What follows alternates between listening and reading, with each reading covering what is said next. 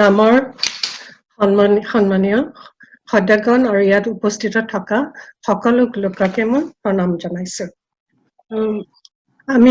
আমি আজি সুখী হৈছো যে আমাৰ মাজত বহুতো অনা অসমীয়া মানুহ আহিছে, সেইবাবে আমি ইংৰাজীতে আগবাঢ়িব খুজিছো। Namaskar.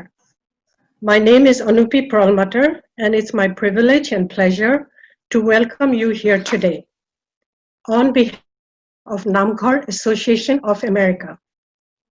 I know you're all very busy, and I appreciate you taking the time from your daily tasks to join us on this beautiful summer, Sunday morning, evening in India. Hello, everyone. Hello. First and foremost, I would like to introduce Dr. Binoy K. Bordoloi, a scientist by profession, and is also the chairman of Naamghar Association of America.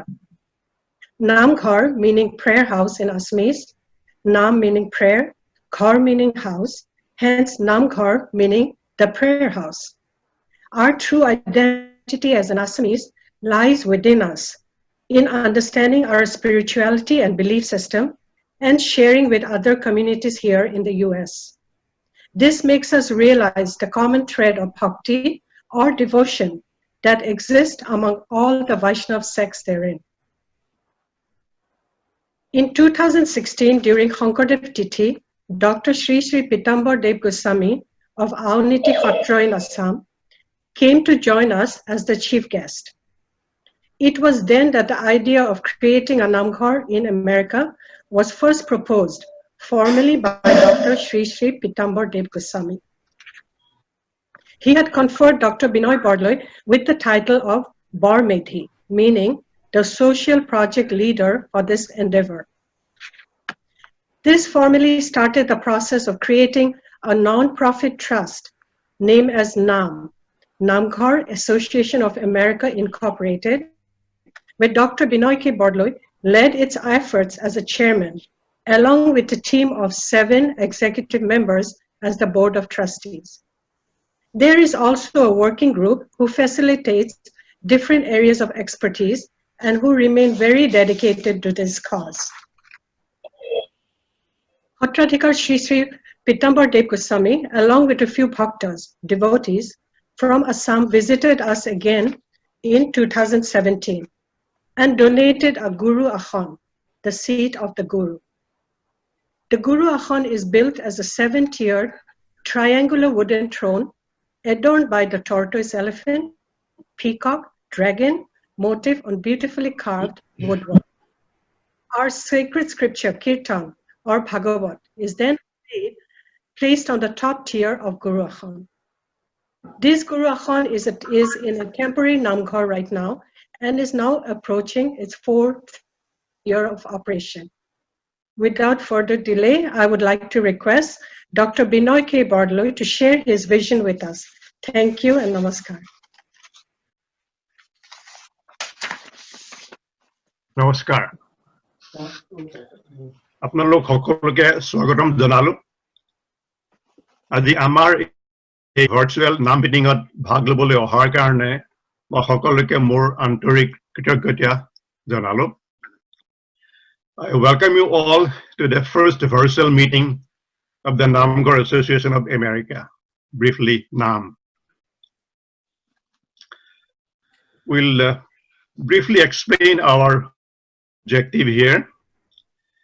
Naamghar Association of America is a not-for-profit trust, a spiritual and cultural organization for the Assamese diaspora to celebrate the spiritual traditions and the philosophical teachings of Srimanta Sankardeva. What we offer you is a forum to express and experience these traditions propagated by Srimanta Sankardeva including but not limited to regular NAAM Pahangas, the performing arts at the annual event of the Sankardeva's Janmatithi, and ultimately to build a Naamghar in the USA or North America. Now, this is obviously a team effort. It's a whole community effort. So I wanted to introduce you our first the executive members, for the not-for-profit trust, and then various working members who are actively present at the Zoom meeting today. So if Vani could show those names, photos when I announce their names, we'd appreciate very much. I'm going by the list here. There are not any particular priority. Dr. Sanjib, he is based in New Jersey. Sure. Everybody's saying it? Okay. Niraj Barbara, based in Pennsylvania. More good screen Niren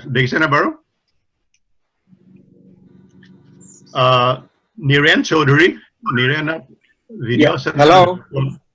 How are you? Nice to see you all. Okay, yeah. Niren is not in video probably. No, I'm not. Okay. Niren is based in New Jersey. Shyam Dev Chaudhary. Shyam is there. He's based in Pennsylvania. Namaskar. Okay. Surendra Hazarika. He's based in New Jersey. Surendra definitely yes. My Dr. Purandar Sharma, he joined. Dr. Purandar Sharma, he is also based in New Jersey. He is the treasurer. AI Holge Mukedhori, so we are 7 members. We comprise the board of trustees. Yarbade Amar, we have a working group. Working group has a large number of people. Some come and go, some are active active from time to time. But nevertheless, they do give us ideas and make contributions. So I do want to mention their names. Obviously, Dulali, you already know, Dulali Perlmutter. Vavani Sarma is already here, you know him. Jukti Kolita, I'm not sure he joined or not today, but he was supposed to join. Dr. Pradeep Das from Missouri is here. These are the photos that I have seen in the Zoom. Am I missing anybody yet? I was in mute. I am here. Okay. Yeah. Dr. Purandar Sharma is based in New Jersey. Today. Oh, Jukti Ase. Okay. I'm glad. Okay. Yeah. Jukti Kolita, also based in New Jersey. Anybody else I'm missing? We had a few people from California to join, but Hyotogarn at 7:30, maybe a bit early. But at least. Hi, this is Prashanti Datta from Washington, D.C. joining. Okay. All right. Rajendra from Texas, and then your Krishna from Washington, D.C. Krishna. Okay. And we have somebody joining in from Guwahati as well, Hembhai. Okay. Oh, Prashanti, nice. Okay. Yeah. Very good.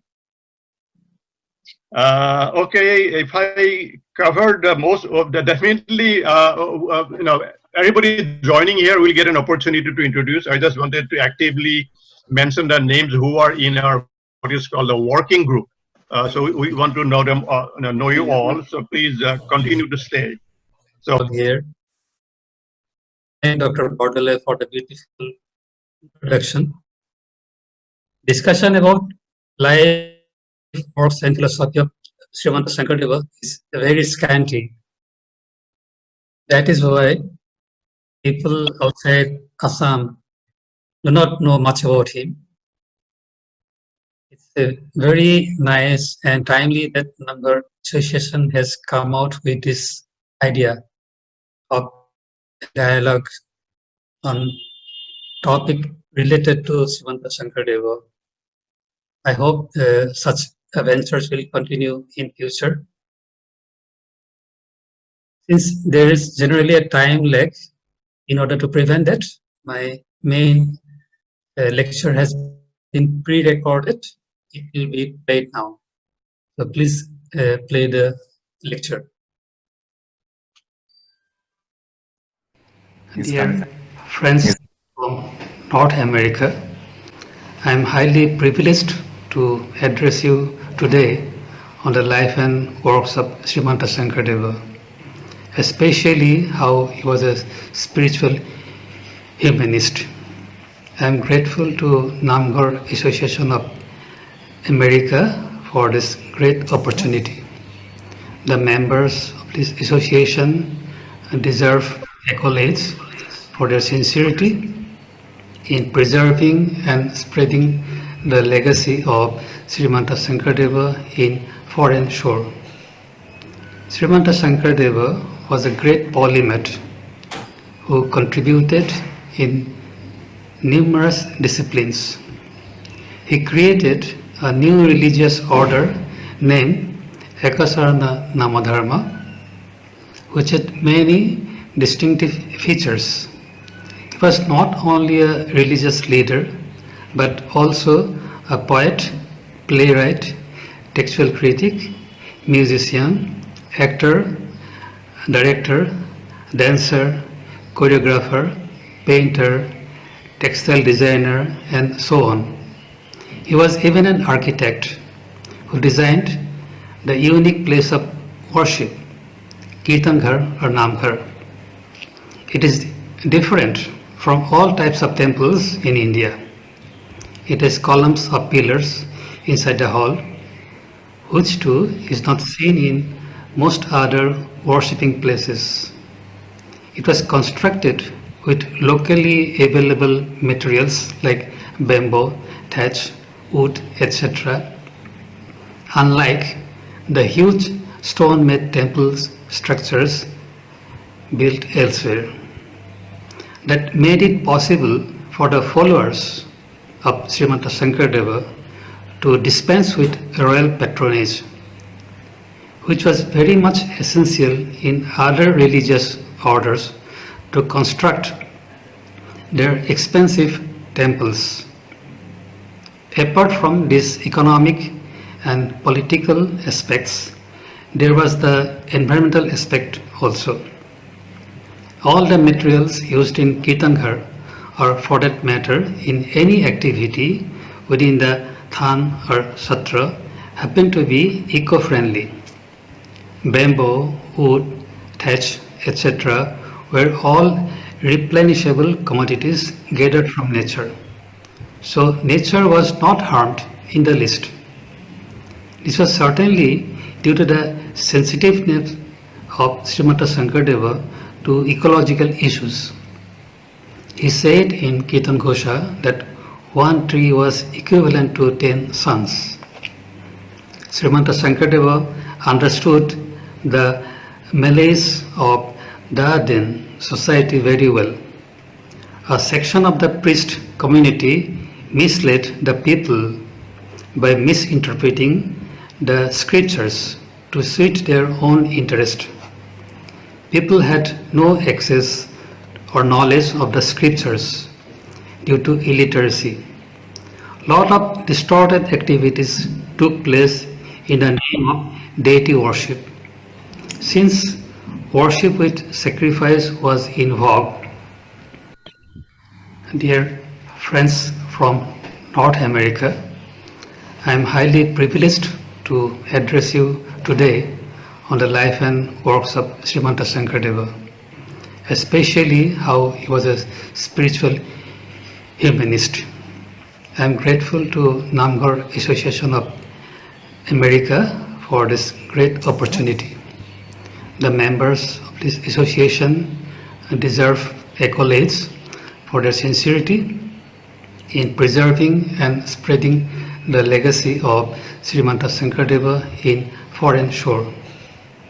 Srimanta Sankardeva was a great polymath who contributed in numerous disciplines.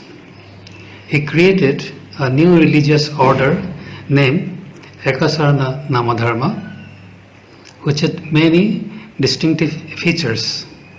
He was not only a religious leader, but also a poet, playwright, textual critic, musician, actor, director, dancer, choreographer, painter, textile designer, and so on. He was even an architect who designed the unique place of worship, Kirtanghar or Naamghar. It is different from all types of temples in India. It has columns or pillars inside the hall, which too is not seen in most other worshipping places. It was constructed with locally available materials like bamboo, thatch, wood, etc. Unlike the huge stone-made temple structures built elsewhere, that made it possible for the followers of Srimanta Sankardeva to dispense with royal patronage, which was very much essential in other religious orders to construct their expensive temples. Apart from these economic and political aspects, there was the environmental aspect also. All the materials used in Kirtanghar, or for that matter in any activity within the Than or Satra, happen to be eco-friendly. Bamboo, wood, thatch, etc. were all replenishable commodities gathered from nature. So nature was not harmed in the least. This was certainly due to the sensitiveness of Srimanta Sankardeva to ecological issues. He said in Kirtan Ghosha that one tree was equivalent to 10 suns. Srimanta Sankardeva understood the malaise of Daden society very well. A section of the priest community misled the people by misinterpreting the scriptures to suit their own interest. People had no access or knowledge of the scriptures due to illiteracy. Lot of distorted activities took place in the name of deity worship. Since worship with sacrifice was in vogue, even human beings were sacrificed before the deity. The man selected for sacrifice before the deity was called Bhogi. He had liberty to breach modesty of any female within the kingdom. No one had the courage and confidence to stand against those regressive traditions because they were not literate. The traditional educational institutions named Toll were reserved only for the boys from higher caste. Moreover, there was no common platform that could be used for undertaking social reform. The new order founded by Srimanta Sankardeva had socio-economic factors also in addition to religious ones responsible for its emergence. He did away with the requirement of priest. It was done to redeem the people from the class of priests who were mostly extortionists.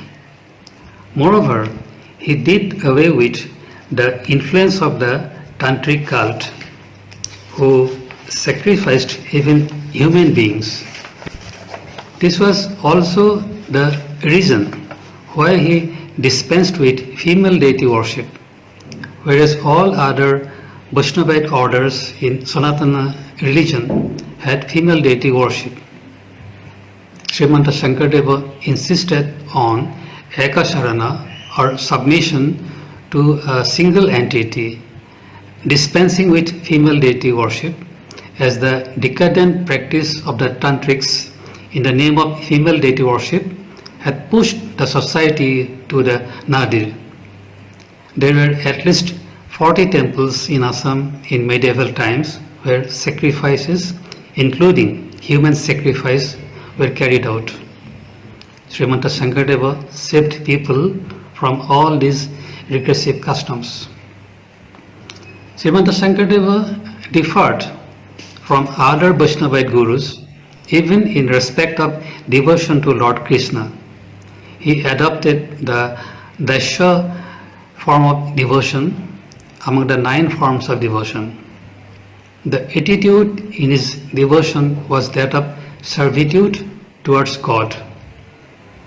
Contrary to that, we find the Madhura type of attitude or Sakhita form of devotion among other Krishna devotees of Sanatana religion.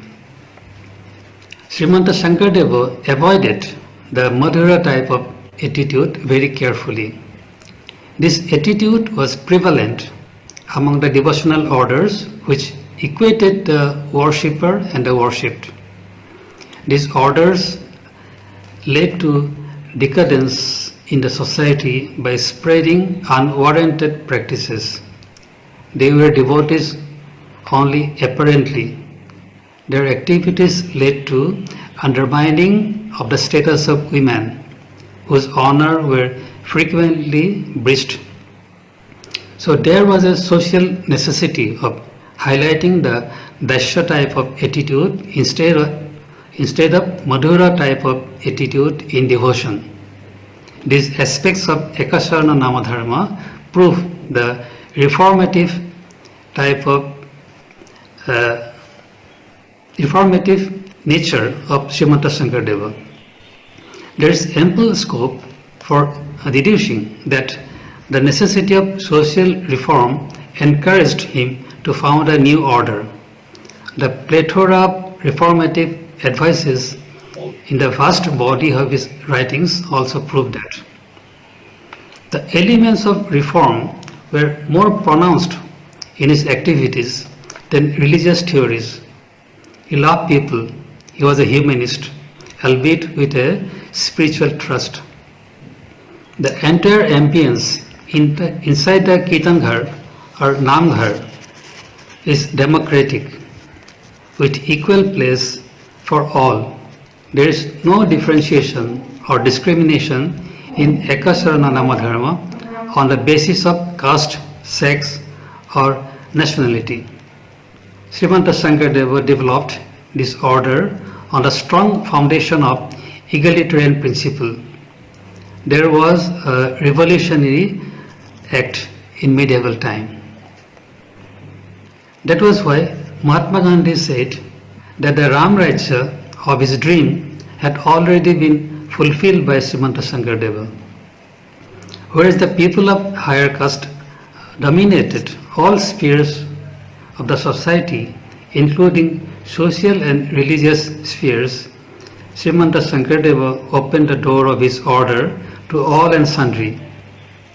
Not only that, all devotees had to sit together on the floor of the Kirtanghar or Naamghar and partake of the offerings to God. Srimanta Sankardeva's spiritual follower, Guru Nanak, also introduced langar system in the Gurudwara on this principle only. Guru Nanak came to Bardua in 1505 to meet Srimanta Sankardeva. The entire system of Sikh religion was derived from Ekasarana Namadharma. A notable feature of Kirtanghar or Naamghar is that the prasada or offering to God was unique among all religious orders. Srimanta Sankardeva saw to it that the devotees could get wholesome, nutritious food while selecting the ingredients of the offerings. The prasada used in his order was wholesome food, rich in protein and other necessary nutritions. It had gram, lentil, coconut, banana, etc. Even digestive elements like ginger were added in it. It reflected his concern and empathy for people. As I said earlier, Srimanta Sankardeva was a great humanist. Unlike other preceptors, he did not denigrate human birth or human body. Rather, he treated it as a perfect tool for elevating oneself. He said, Durlabha Manushya Janma Nakara Bifala Sinta Mone Madhavara Sarana Kamala. That means one should not waste the precious human life and should rather think about the lotus feet of God. He had sound philosophical base for this importance attached to human life. He said in his transcription of Bhagavad, Tumi Brahma Tattva Jagata Jateka Tumarakhe Kriya Bhanda. That means you are the supreme entity Brahma. The entire creation is nothing but your playfield. So the entire creation was manifestation of Brahma for him. This was a great positive attitude.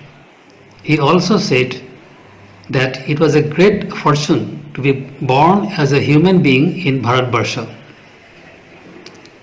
Just like Sri Aurobindo, who came 4 centuries after him, Srimanta Sankardeva was for integral development of human beings. People were supreme for him. He said once that he treated the ardent devotees themselves as his guru. We can compare this with the anecdote about Jesus, that he washed the feet of his own disciples. Srimanta Sankardeva also treated ailing people and was an expert in Ayurveda. Once he cured a man suffering from tuberculosis. He was a married man, and he advised his disciples also not to shun the world. He had 5 children, but did not bequeath the ownership of his institutions to any of them. He eked out his own living, unlike other preceptors in India or elsewhere. This tradition is followed by the heads of Than or Satra in his order till these days. All devotees residing therein have to engage in cultivation work. Srimanta Sankardeva reformed the society. He incorporated the content of the then curriculum in his plays and hymns so that the common people could learn the content of formal education even if they did not go to school. He did not keep walls in the place of worship so that the recital could reach even those who did not come inside. He even said it categorically that women and people in the lowest echelon of the society should be educated. He wrote in Nimi Navasiddha Sangbada, Sri Shudra Antajati Taku Shiksha Deva Mati. That means call the women and people in the lowest echelon and educate them. He even initiated women, an unheard of thing in the medieval time. Khairhuti, Kalindi, Barabahi, Sakoli and Sundari were some of them. Ethics and educational contents constitute a large part of his writings. If we remove the name of the Almighty like Krishna, Ram, Hari, etc. from his writings, it is all ethics.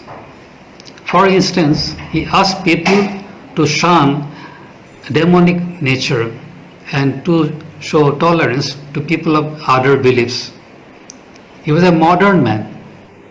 I would say the first modern Assamese. He talked about women's rights at a time when women's honor was violated by the Bogis. In his transcreation of Uttarakanda Ramayana, he came away from the original text and put critical remarks against Rama in the mouth of Sita. She said, "Bolaibu ghorani aru Raghavara ghore nai tebe nari nilajoni muta pore." That means, if I again call myself as wife of Raghava, that is Rama, then there will not be any more unashamed woman than me. Even his maiden book, Harishchandra Upaikhan, had a severe warning against those who treated women badly. Strika durbala kore, kunonu niskole, jalanta bahnika bandhe, bostrara asole. That means, who is that evil one that makes women weak? He ties burning fire in knot of cloth. Thus he set the feministic trend in modern Indian literature. Only a humanist would carry out such revolutionary task. Srimanta Sankardeva had his own religious philosophy.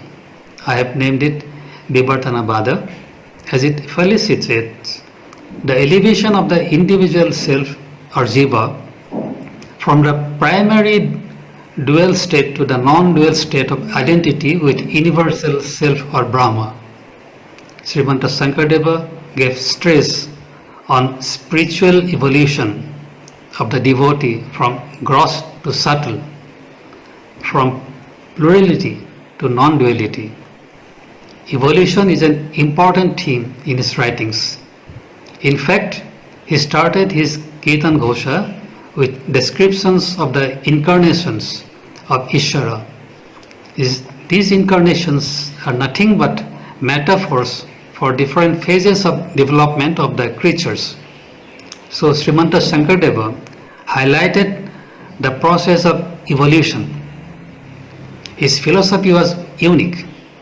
It synthesized the entire spectrum of Advaitavada, Dvaitavada, Visishtadvaitavada, Dvaita-Dvaitavada, etc., and created a unique philosophy.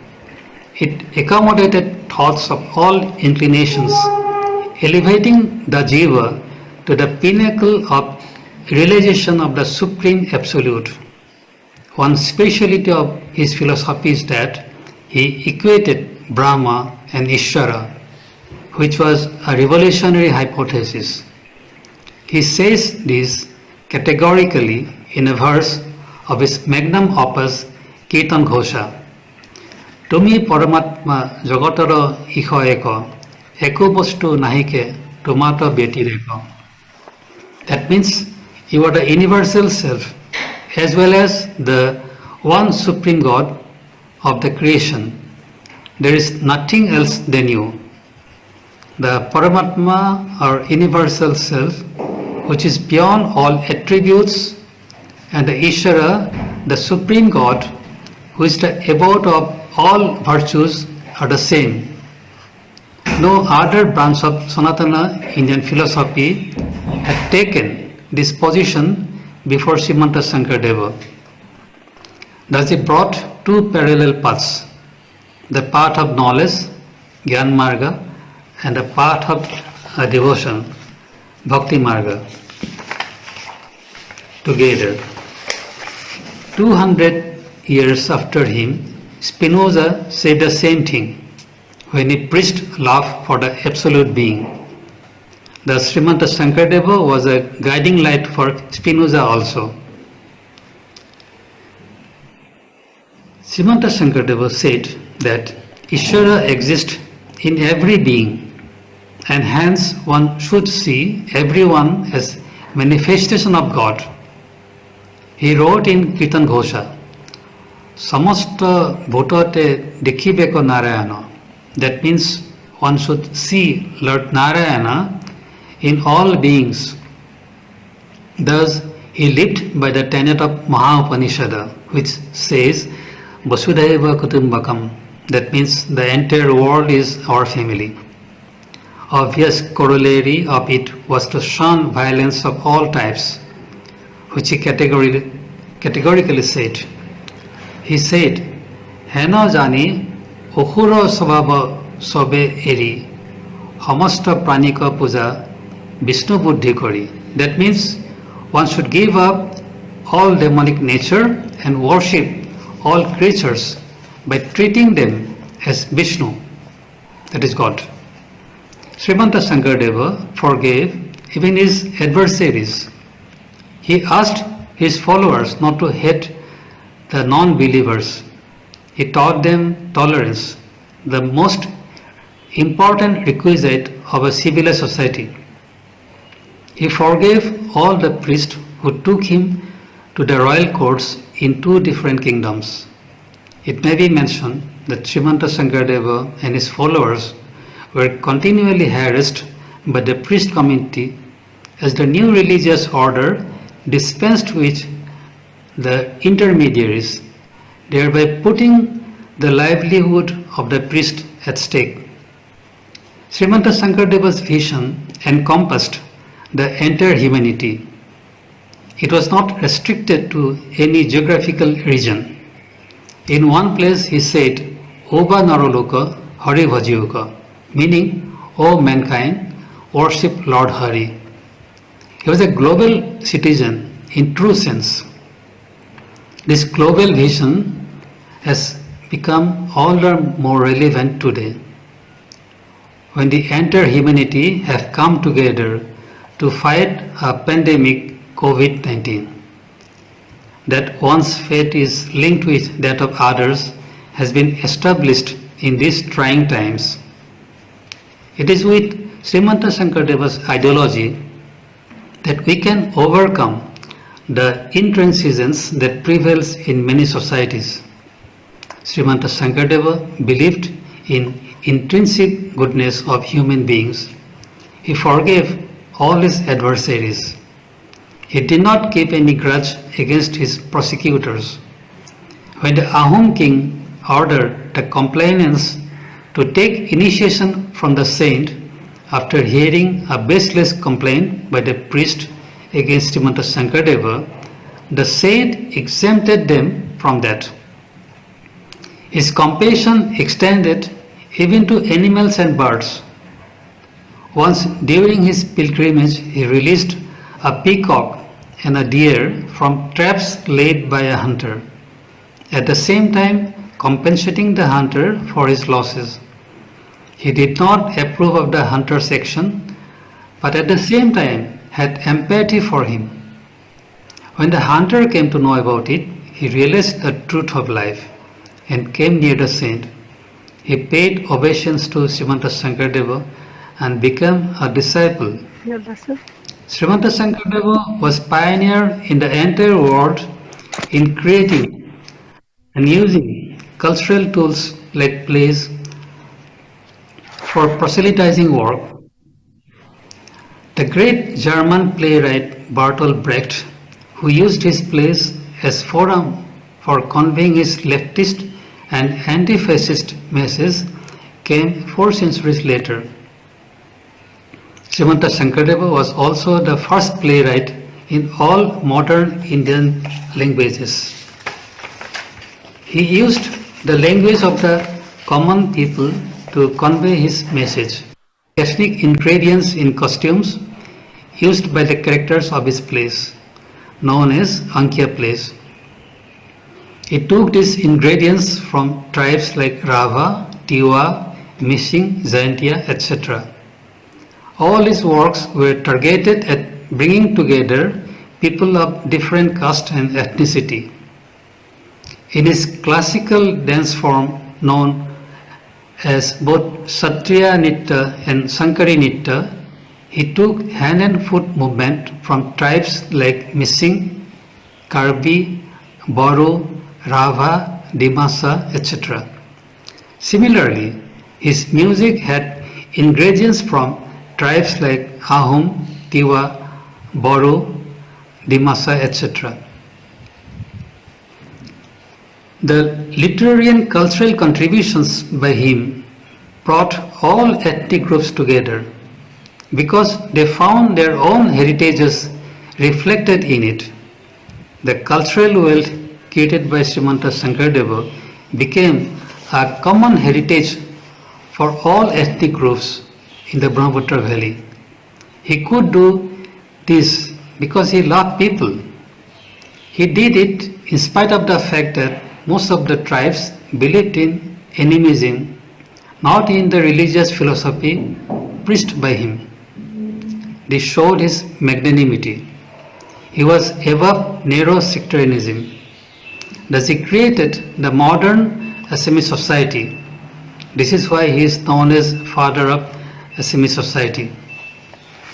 Srimanta Sankardeva created the institution known as Than or Satra, the Kirtanghar or Naamghar being its central component. It may be mentioned here that when it is set up in villages, it is popularly called Naamghar, and when set up in Than or Satra, it is called Kirtanghar.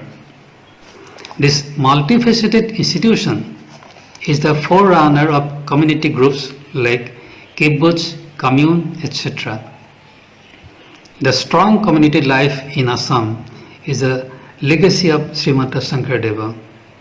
The Naamghar is not for religious functions only, but also for cultural activities and socio-economic activities. Thus, the institutional structure of his religion highlighted the emphasis on people rather than theology. All discussions about the societal activities take place here. The societal disputes have been resolved by most people of Assam over the centuries in the floor of Naamghar, not in courtrooms.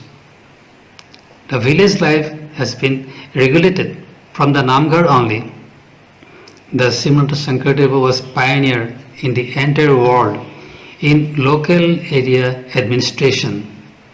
The seed of Panchayati Raj was embedded in the structure of Naamghar.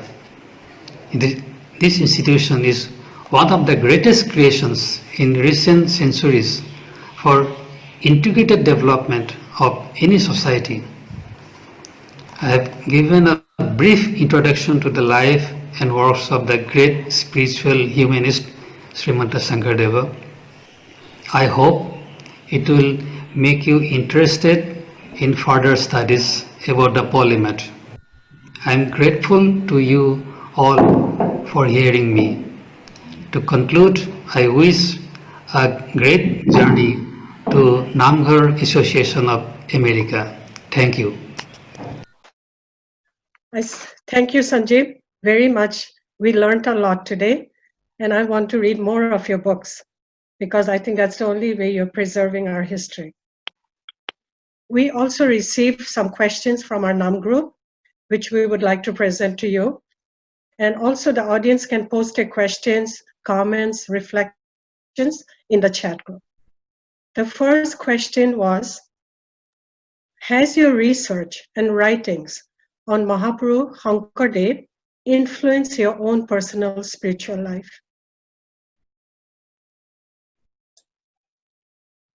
I've been associated with Sankardeva studies for last 2.5 decades. And in this time, I feel I've been benefited a lot. We talk about spiritual development, it's an inner thing. We cannot measure it. But there are some indicators by which we can find if we have been better. And two such parameters are anger and ego. My anger and ego have been much less than before. I can restrain myself better than in my younger days when I used to be very angry. And I don't have any caste feeling. I don't differentiate people on the basis of caste. I don't differentiate people on the basis of financial status, high or low. I behave equally with all people. And I don't have any attachment to mundane things. till today, I have not applied for any award. You know, in India, you have to apply for awards. Till today, I have not applied for any award, and also in future, I would not apply for any awards. So these things, I think, should be an indicator of somewhat development on the spiritual side. And I feel I am better than before after reading Sankardeva. Thank you. Thank you so much, Sanjib. Question number 2. While Guru Nanak and Sankardev views on Ek Haranya Dharma is very similar, and it started almost at the same time, why is Sankardev's views could not spread deep down in the Assamese community? Whereas every Sikh devotee to Guru Nanak's script has spread all around the world. Why Sankardev's visits could not be popularized by hundreds of Hatras? Thank you. There are two parts in the question. The first part is about comparison with Sikhism. The second part is about the Satras. For the first part, I would say the Assamese people are more heterogeneous than the Punjabi people.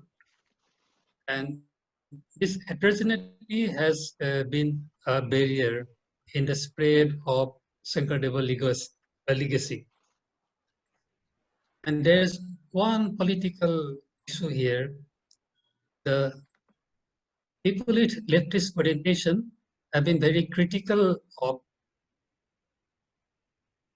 the Sankardeva legacy.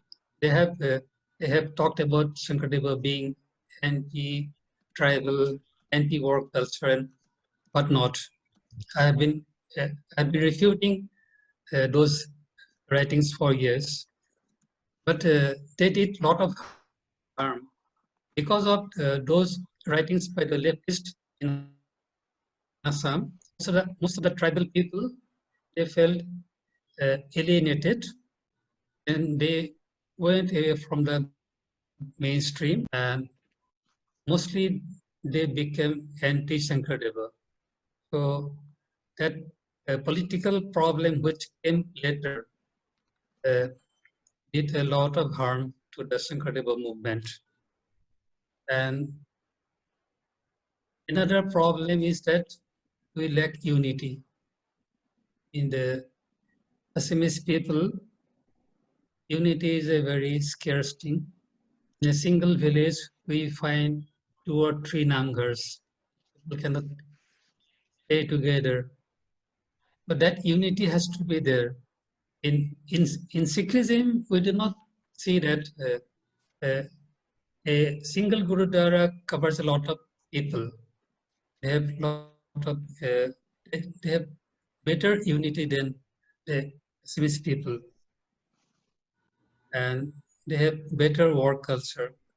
So all these things have been obstacles in the spread of the message given by Sankardeva. Now, coming to the second issue about the Satras. The Satras have hardly done anything outside Assam to spread the message of Sankardeva. They have been restricted to inside Brahmaputra Valley only. And there is a lot of difference from one Satra to another. They cannot come together. And another issue is that most of the Satradhikars are very orthodox, and they keep only to the devotional aspect, while Sankardeva has got so many aspects in his contributions. So we have to be liberal, we have to go outside, and we have to highlight the multifaceted aspects of Sankardeva. Thank you. Thank you, Sanjib. Number 3. Always was curious to know why deity worship was never encouraged. But later, Krishna deity worship was given to particular hatras. Was it because to reduce rituals, caste system, or simplify the general public to attain the essence of bhakti?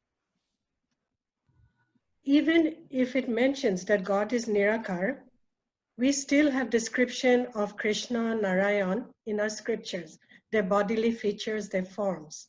But was just wondering why it was never encouraged to be worshipped. Thank you. I said in my speech earlier that Sankardeva did away with the middleman,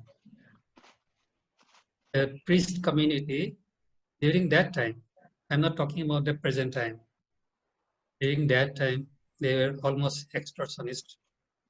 People were oppressed because of that extortion and other repressive measures by the priest community. So Sankardeva wanted to do away with the middleman. So that might have been one reason, because he had so many socio-economic reasons behind whatever he did, not only the philosophical side about it. And later, the idol worship came in the sutras. I am coming to the complementary side of it. Later, idol worship was introduced in some of the sutras that happened during the time of Ahom king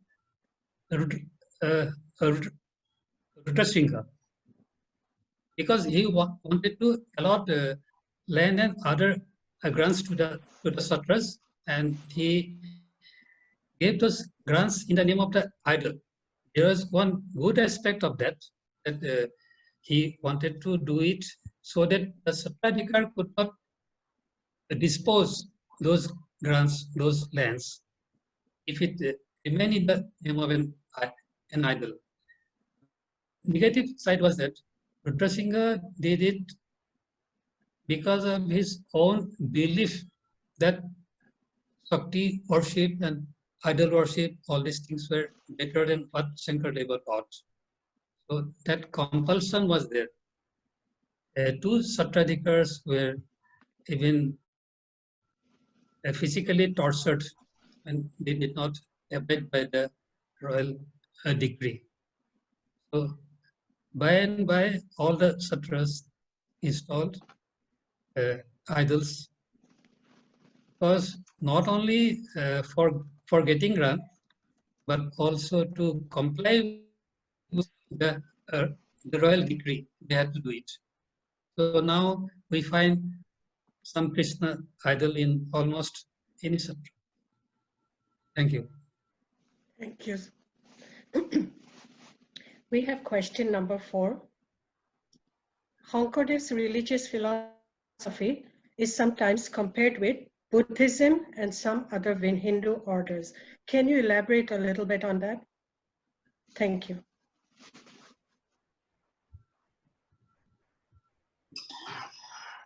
There are two questions. One is comparison with Buddhism, and the other is comparison with other Hindu orders. Regarding the first part, comparison with Buddhism, there's a great similarity between Sankardeva and Lord. Just like Buddha gave up his kingdom, Sankardeva also gave up his kingdom. Many of us do not know that Sankardeva's family used to be the ruler of entire Middle Assam, which is the size of any European country. His family used to rule over entire Middle Assam, but Sankardeva gave up that administrative responsibility and he came to the level of the common people. But that is a great similarity between Sankardeva and Lord Buddha. Another similarity is that both talked about middle path.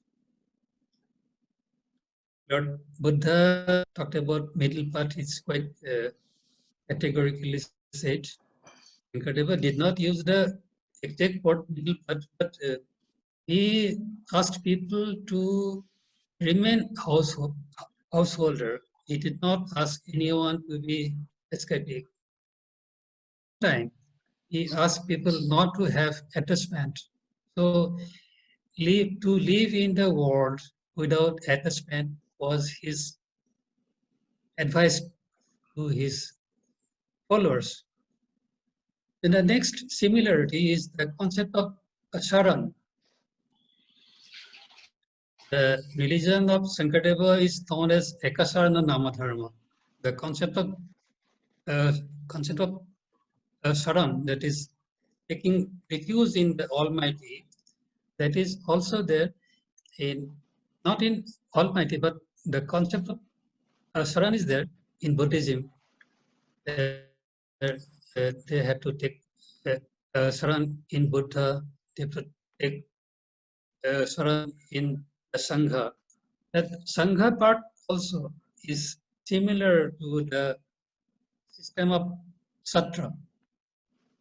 Just like the Buddhist monasteries, Sankardeva evolved his or a Satra system. But there are some differences. While the Buddhist monasteries had mostly celibate devotees, not mostly, all the celibate devotees, Sankardeva's Satras had both celibate and married devotees. And while the Buddhist monks, they had to live on alms, Sankardeva's followers, they had to eke out their own living. The devotees living inside any satra has to engage in agricultural activities. If you go to any satra, you'll see that different devotees living therein are allotted a plot of land by the satradhikar. They have to cultivate the land and earn themselves and live on that.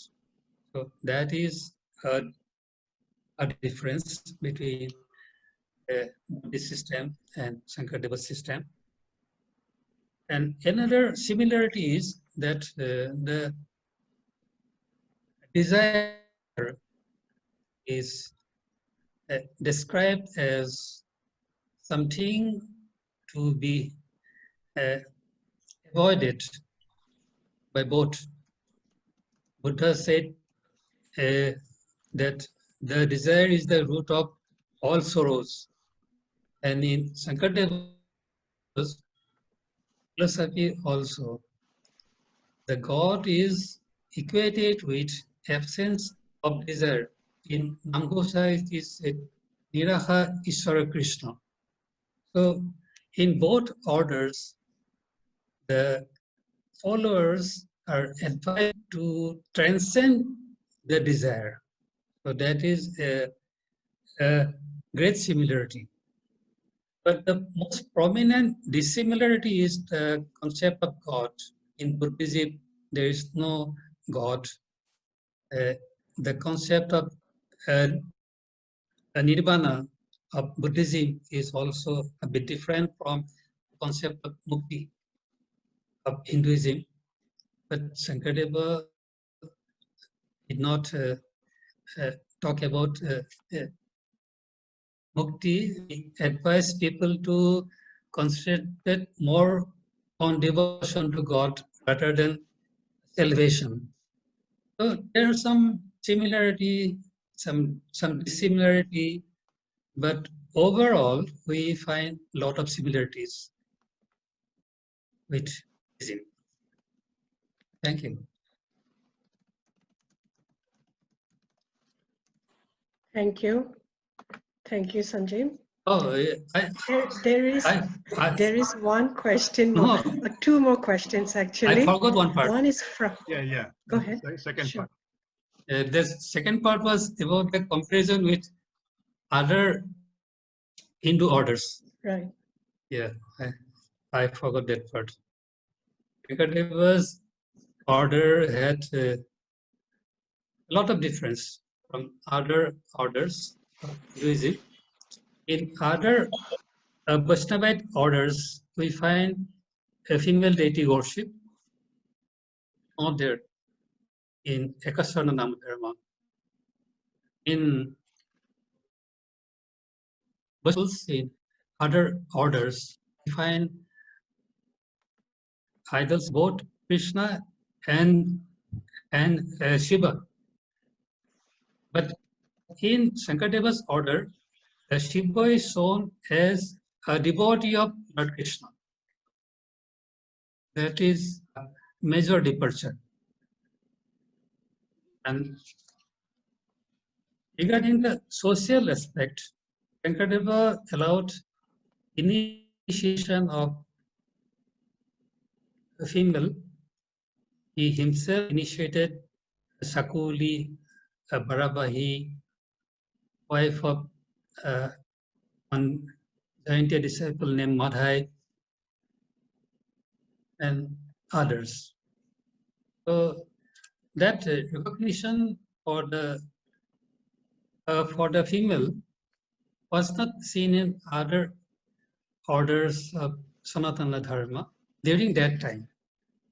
Another difference is the structure of the place of worship. The architecture of Naamghar is quite different from the architecture of the temples. The offerings to the god, that is prasad, is also unique in Ekasarna Namadharma. It's completely different from that in other orders. And lastly, the concept of sarana is not there in other orders. In other orders, it is called diksha. In diksha, the guru gives a mantra to the initiated. But in saran, the guru or the initiator gives the name of the Lord Krishna to be chanted. So these are some differences which make Ekasarna Nam Dharma stand out among all the orders. Thank you. Thank you, Sanjib.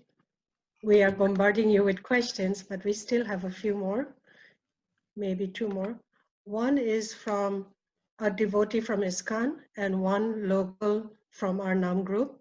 They want to know the difference between Vaishnavism in Gauriya Vaishnavism and Sankardev Vaishnavism. And did Sankardev ever meet Chaitanya Mahaprabhu? Thank you. Sankardeva was born in 1449 and passed away in 1868. Chaitanya was born in 1486 and passed away in 1533. While Sankardeva went on the first pilgrimage from 1481 to 1493. During that time, Chaitanya was a child. He was born during the pilgrimage. When Sankardeva came back, even that time he was only 7 or 8 years old. So there is no meeting during the first pilgrimage. And Sankardeva went on the second pilgrimage in 1550. And Chaitanya had already passed away in 1533. So there was no chance of both the saints meeting. There was no meeting. And the philosophy of both the saints had some differences. In Chaitanya's order, the Madhura type of approach is in devotion, while in Sankardeva, it is the Daisya type of devotion. So basic approach is different orders. In Sankardeva, there is no female deity worship. Like Radha is not worshipped in Sankardeva's order, but in Satyadeva's order, Radha is worshipped along with Lord Krishna. So I think these things spell out the difference sufficiently. Beyond that, I have to study myself. Thank you. Okay, thank you. Then Lonnie Bordler has a question. I have been curious about the parallels between the Bhakti movement in India and the rise of Protestantism in Europe. Both were underway at roughly the same time in the 16th century. Is there any connection or is it just coincidental?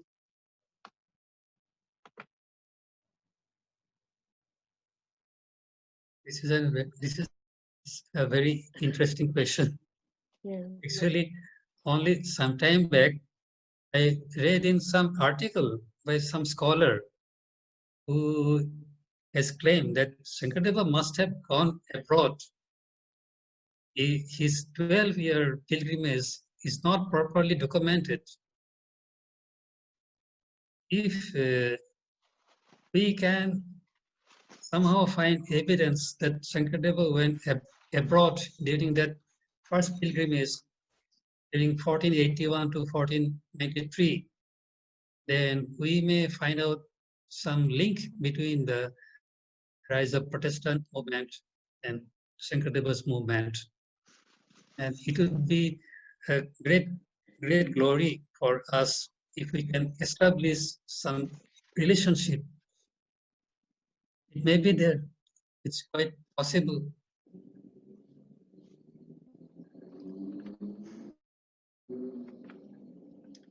There's another question, one more question. It's from Jukti Kolita. He's asking about the Hongkor Honga. At its annual meeting, did the PM attend? Or do you have a few words about the Hongkor Honga? I am not a member of Srimanta Sankardeva Sangha. Really, Okay. I am not a spokesman of that organization, so I cannot speak on their behalf. But I saw in the newspaper that Prime Minister attended one session. I was not there. I was not invited to that particular session. I've been invited to 3 or 4 sessions. I attended 3 sessions till now as invitee. And this Sankardeva Sangha came up as a protest against the failure of the Satras to uphold the philosophy of Sankardeva. That is what they claim. But some of the Satras have been quite loyal to the Sankardeva's philosophy, while some have not been. But all these organizations have been preaching Sankardeva's philosophy, and some have been propagating Sankardeva's culture. Well, Sankardeva Sangha has been very serious about propagating Sankardeva's philosophy. The Satras have done a lot in propagating Sankardeva's culture. So I consider both as complementary. Thank you. But our more basic problem hole, we need to discuss about Sankardev. আমি যদি আমাৰ ল'ৰা ছোৱালীক আমি যদি Sankardev কৈ থাকো, তাহাঁতি সুধিব যে it is Sankardev or Sankardev. মোৰ কথাটো হ'ল we should speak Sankardev. English language should not restrict us. কাইলৈ যদি মই ল'ৰা ছোৱালীক কওঁ Sankardev সত্ৰীয়া সত্ৰ এনেকৈ ক'ব লাগিব, কাৰণ নহ'লে we will be actually diluting our whole culture. And that is মোৰ কথাটো হ'ল I mean, Assamese are suffering from a great inferiority complex. For last 200 years, we could not even propagate Sankardev to West Bengal. And etiao jodi ami Sankardev koi thako, we cannot be successful. My second question is, ami ei Sikhismor logot dekhualu similarity. Yes, thank you, Borkakoti, for writing that great article. Aru tate moi answer to disilu je moi ekhon research korilu, kitapu lekhilu, Buddhism in Assam. Tat moi dekhuaisu je great similarity of Assam Vaishnavism to Buddhism. In fact, I am putting it, Assam Vaishnavism is a Buddhism is in a Vaishnavite pedestal. Buli eta dangor article lekhisu. Tat mane ei bostu bilak ami discuss koribo lage. Ami je iman din, aji 200 years, ami je Sankardeবৰ ei aspect bilak নোৱাৰিলো. That is our great failure. Yeah. Really, it's a quite pertinent question. We have to discuss about phonetics, linguistics, and other issues in detail. The pronunciation of Sankardeva or Sankardev, Assam or Acham, and my own name, whether it is Sanjib or Sanjib. While speaking in English, I say Sanjib, but while in Assamese, I say Sanjib. So these things are actually a great problem for us, and linguistics have to sit together and we have to sort it out. Until then, actually, I think a separate session will be better on this whole issue. And regarding the inferiority complexes that we are discussing earlier with Dr. Barua about when I wrote about Guru Nanak being a disciple of Sankardeva. I did not find any support from our own people, but Sikh people have come to me. They have taken interview. One person came from even Singapore to take my interview. My writings are being cited by scholars in Amritsar, and one university has called me for a lecture in Punjab. So they're quite serious, the Sikh people, but we people are not. So we have to get over that inferiority complex. That is true. I think this much is okay from my side. Okay, I think মই ভাবো যে Rajan Barua's point regarding linguistic কথাখিনি আমি আচলতে সাহিত্য সভাৰ লগতো অলপমান dialogue কৰো. We have to have a proper forum with expertise in those areas to talk. It is not so much religion related or spirituality related. It is more on phonetics and language and so on. So once we have a forum, maybe we should have a dialogue in a separate manner. But thank you very much for your thoughts today, Dr. Borkakoti. Aru, Okay. any other questions, Dunali? Actually, JB Rupam, he has a question, and he said he would rather read it himself. So can we unmute him? I was just asking that whatever musical researches that we have presently done regarding Hongkori music and Borgate, I am of the opinion that our musical understanding is taking place in a place where we find it very easy to do a research. As sir told that Sankardeva might have gone abroad and only some sort of researches could establish that. So I would like to point out one very interesting fact, that if we do some sort of researches in music of Western Europe, that is the Christian Orthodox music, I sometimes find great similarities between these two. Hungary music Borgit and the medieval Orthodox Christian music. So that can be a good place where we can do some sort of musical research.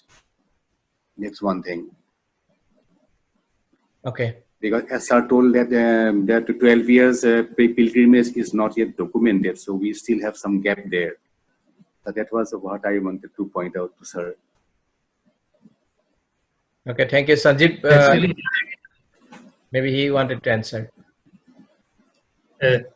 this point raised by Rupam Yes. is very important. There is some similarity of Sankardeva's music with European music. So yes. that is a supportive evidence of the hypothesis that Sankardeva may have gone abroad during his 12-year-long pilgrimage. Sankardeva's whole family was a great scholars of music. That is why Sankardeva's father was called as a Gandharva. They were scholars of Vedic music. Music ran in their blood.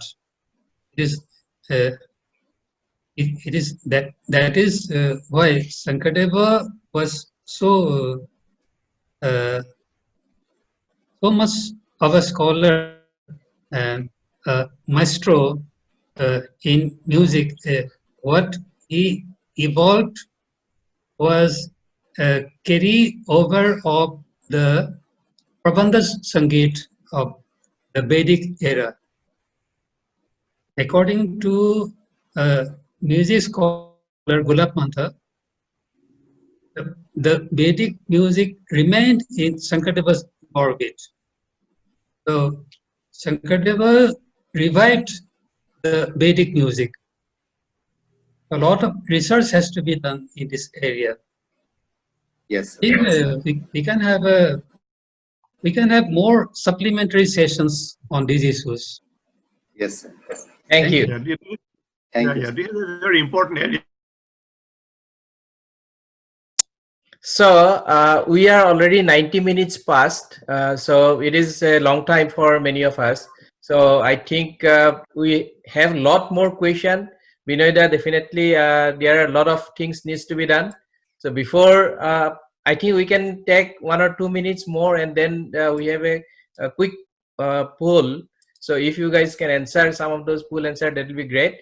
And in the meantime, Binoida, can you or give your closing speech?